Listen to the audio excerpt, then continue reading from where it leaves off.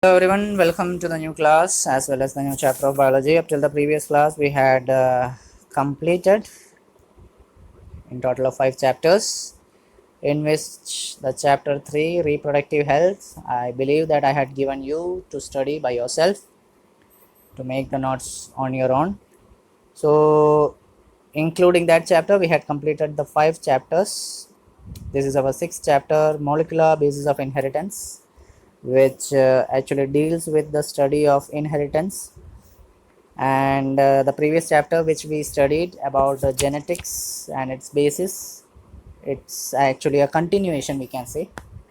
There we studied about chromosomal structure, chromosome, genetic structure, genetics, how it is maintained into the next generation, how it is uh, pushed towards the next generation, the different characters. This chapter we will study how this inheritance actually takes place with the help of a genetic material, DNA. Okay, so we know that all the organisms, living organisms in this world, has different genetic material present in them. Some might have DNA in them, some might have RNA in them. DNA represents deoxyribonucleic acid, which you all know, and RNA actually represents ribo ribose actually ribose nucleic acid. That is what RNA represents. DNA is represented by whole living organisms in this world. It is actually a genetic material to all the living organisms. But in the case of RNA, it is a genetic material to majority of viruses, but it's not a genetic material. It's actually a messenger, a functional messenger. It acts as a messenger in various viruses. But in the case of DNA, it is actually a genetic material to all the living organisms, right? So in this chapter, we will discuss about DNA structure, RNA structure, various coding processes. I mean here by coding means how is the chain coded with another chain and what changes it might occur if there is a small change in the structure of the DNA. We'll discuss about those particular topics. So let's get started from the basic thing that we must know about what the DNA structure looks like. DNA is nothing but a polymer. DNA is nothing but a polymer. We know that polymer is actually small chain combined together to form a large chain. Like for example, we have chemical ethene, n number of ethene. When they combine together, they form polythene. The polythene, the very same polythene which you use in your daily life, the plastic cover which you say polythene, that polythene is actually made by the chemicals polymerization, which the chemical is known as ethene. So this is a polymer. Similarly, DNA is actually a polymer. It is actually a polymer of deoxyribonucleotide. It is actually a polymer of deoxyribonucleotide. Okay, in the coming topic we will discuss about what is a nucleotide structure, how does it look like, and what is a deoxyribonucleotide structure. Well, speaking of which, a length of DNA, the length of DNA whichever the DNA is taken, whichever organism's DNA is taken, the length of DNA is actually defined by, or it is equal to the number of nucleotide, or we can say the number of base pairs. If it is a smaller organism which doesn't have a much complex cellular structure, we will use number of nucleotide. But it is a complex organism like us, like human beings, we will use the terminology base pair, which is represented as BP. Like for example, if we see very clearly, a bacteriophage by name Phi174 has 5386 nucleotides in its cell. or its DNA.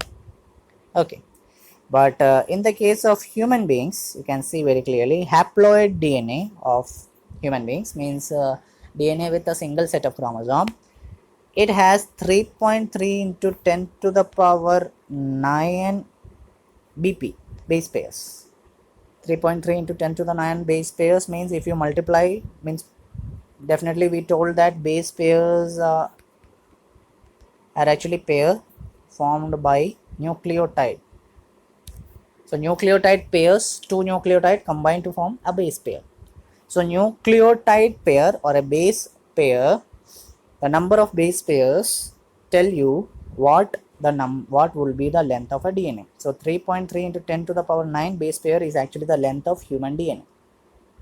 Okay, means this much count multiplied by 2 times will be the number of nucleotide present in it, and that will be the length of the DNA. Okay, now we will discuss about the particular structure nucleotide chain. Before explaining it, I wish like to show you something. You know that I'm not making a snake. We are actually making a small DNA like structure. It is not the perfect DNA actually. DNA structure is actually known by the name double helix. This structure which I had made, it is actually double helix structure. And what we are discussing in this particular topic is about this chain, the chain which you see here, we are actually discussing about these chains, because we discussed that the polymer of these chains form a DNA structure, and we are discussing about this long chain that's going on, what is present in them, and how does a DNA structure form from them. We are discussing about that chain. Okay, now if we consider a polynucleotide, definitely it is a polymer of nucleotide. Polynucleotide is definitely a polymer of nucleotide which has three main parts. First one is nitro, I will write it from down, nitrogenous base, the very first part. Second one is the pentose sugar, and third one is the phosphate group. So nitrogenous base, pentose sugar, phosphate group. These are the three main elementary parts found in a nucleotide chain or nucleotide. Now, speaking further, we have this nitrogenous base, right? This nitrogenous base are mainly of two types. One is purine, and another one is pyrimidine. And they are actually of two types because of these substances. Purine has adenine and guanine present in it. Purine has adenine and guanine present in it. Pyrimidine, actually it has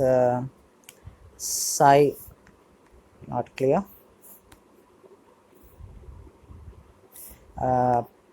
Pyrimidine has cytosine, uracil and thymine present in it. Cytosine, uracil and thymine present in it. We can say that a DNA will have a nitrogenous base of adenine, guanine, cytosine, thymine in case of DNA. But when it comes in the case of RNA, instead of thymine, it will have uracil present in it. That we will discuss now. Okay, so that's the basic thing. Now let's come to the main important thing. We told that a nucleotide chain, this is a nucleotide chain. You can see this nucleotide chain will have three main substances: nitrogenous base, pentose sugar and phosphate group. We can see the nitrogenous base very clearly, what we had discussed earlier. This is adenine, this is thymine, this is guanine, this is cytosine. These are the small letter representations: adenine, thymine, guanine, cytosine. Which polynucleotide chain it could be? Is it of DNA or is it of RNA? How can you understand? I just told you one thing. If it is RNA, then definitely instead of thymine there will be another substance which is uracil. Do you find any uracil? I mean, do you find U, letter U anywhere? No. You find letter T. It means this polynucleotide chain is actually of DNA. Clear? So here we have this small what we say as nitrogenous base. Now this nitrogenous base is attached to some pentagon shaped structure. If it is a pentagon shaped structure, then definitely we have something related to that name, which is pentose sugar. We got the second substance here. We got the nitrogenous base earlier, and now we got the pentose sugar, right? This combination of a pentose sugar with any of the nitrogenous base is actually done by a linkage, this small linkage that you see here, this one, this small linkage. This linkage is known by the name N-glycosidic linkage. This definite linkage is known by the name N-glycosidic linkage. Clear? It is known by the name N-glycosidic linkage. And this specific structure here which you see, is actually a nucleoside. This specific structure that you see is actually a nucleoside. Means if it is an adenine attached, it will be known by the name which you can see here. If it is an adenine attached, it is known by the name adenosine or deoxyadenosine. If it is guanine attached, it is guanosine or deoxyguanosine. If it is cytosine attached, it is cytidine or deoxycytidine, and it goes on. Thymine, then thymidine or deoxythymidine. Uracil, then uridine. Depends which nucleoside is present there. So here we have an adenosine, thymidine, guanosine, cytidine. These are the nucleoside present in it. So we got two structures. One is the nitrogenous base, second is the pentose sugar, and we found that there is also a small linkage. Now speaking further, there is one more substance which is known as the phosphate group that we can see here very clearly, this phosphate group. So when this pentose sugar is attached to the any nitrogenous base, this is known as what we told as nucleoside. It will be also attached with a phosphate group, and this attachment is with the help of also a linkage. This attachment is also known by a linkage. This linkage is known by the name phosphoester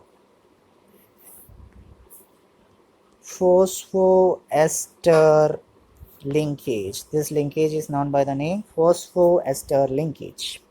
Okay, what was the name of this linkage? N-glycosidic linkage, and we have this linkage here, phosphoester linkage.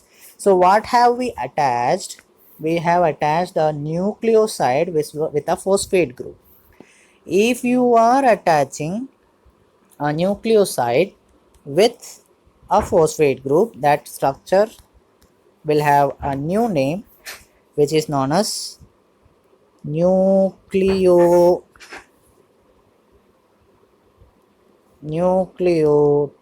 That structure will be known by the name nucleotide. Means here you are having this the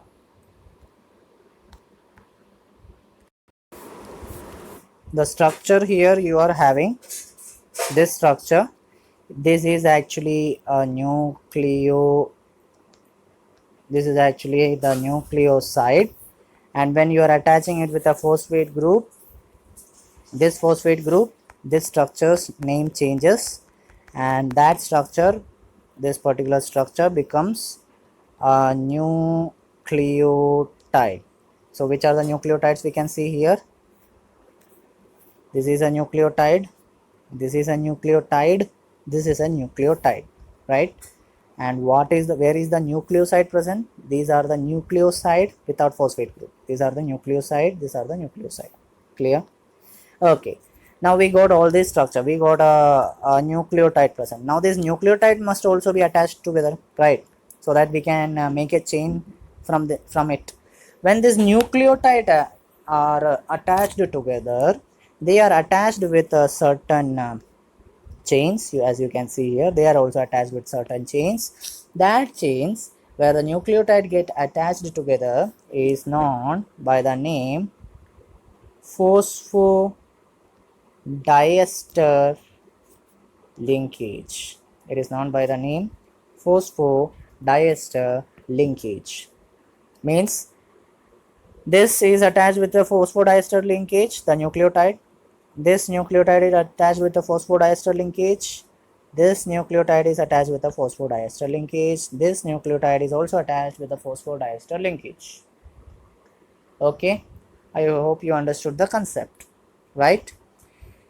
This way, the nucleotides join together to form what we told us the polynucleotide chain. This particular chain that we had said, this is the particular chain that we had got here. Now, if we see this 5 dash 3 dash here, it means the phosphate group always start with the fifth chain, and the hydroxyl group, it always ends with an hydroxyl group. Every nucleotide chain start with a phosphate group, ends with a hydroxyl chain, but it will be opposite in the second chain, which we will discuss later. So speaking of which, if we discuss one thing, that the phosphate group will be the starting of any chain and hydroxyl will be the ending at one side, but in the other side it will be in the different way.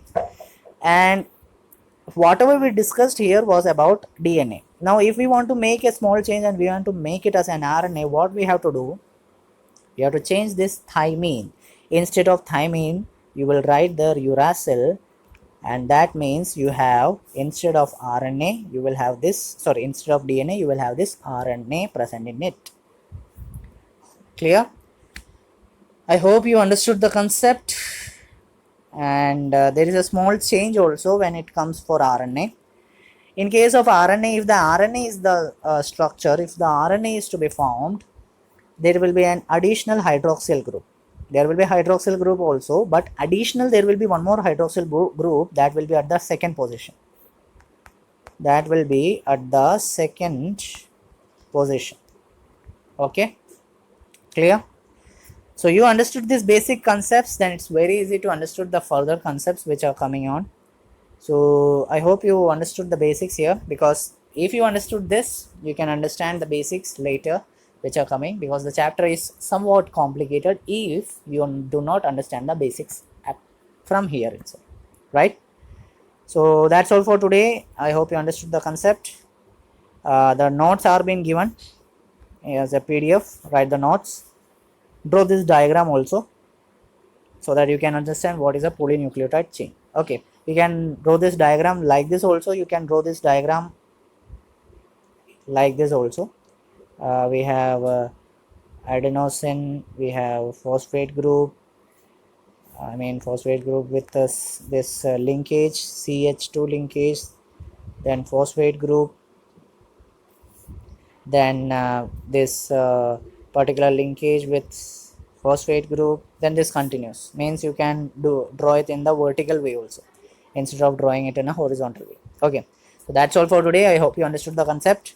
Thank you and have a nice day.